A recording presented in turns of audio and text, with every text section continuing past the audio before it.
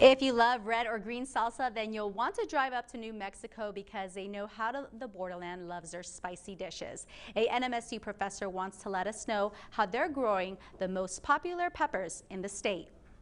Hot or mild, New Mexico State University is spicing up the borderland. The program at New Mexico State has always been towards the development of cultivars or varieties that would impact growers and farmers, producers. And I really want to make a difference. We want to make a difference by developing those cultivars for farmers and growers, not just in New Mexico, but in many growing areas of the world.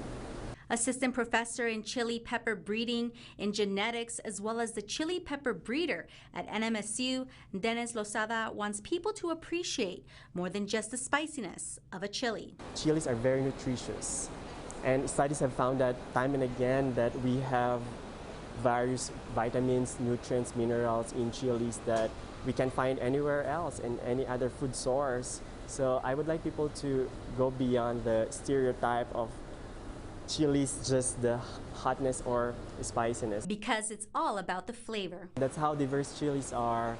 Chilies in Europe, in Asia, in different growing areas are very different from each other. And when we look at New Mexican chilies, it's very unique. Adding that it is a distinct flavor for New Mexicans, Texans, and people all over the country. Lozada tells KTSM the program uses novel tools to enhance the knowledge on genetics and different genes that control the flavor and quality, having each pepper be better than other peppers in the nation. Although Lozada started with a background of winter wheat breeding and genetics, he was given the opportunity to embrace his interest in growing peppers. We have here the chiltepine, Capsicum annum, variety glabrusculum.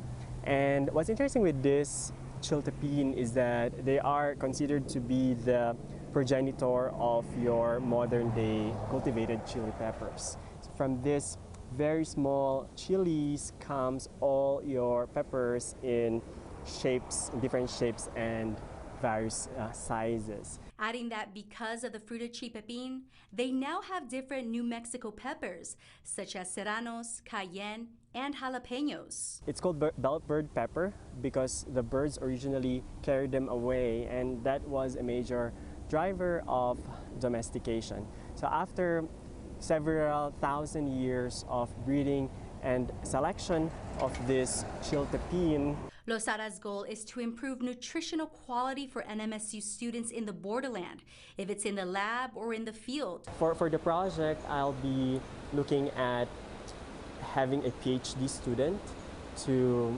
work on the genomics for yield and nutrition in New Mexican chili peppers.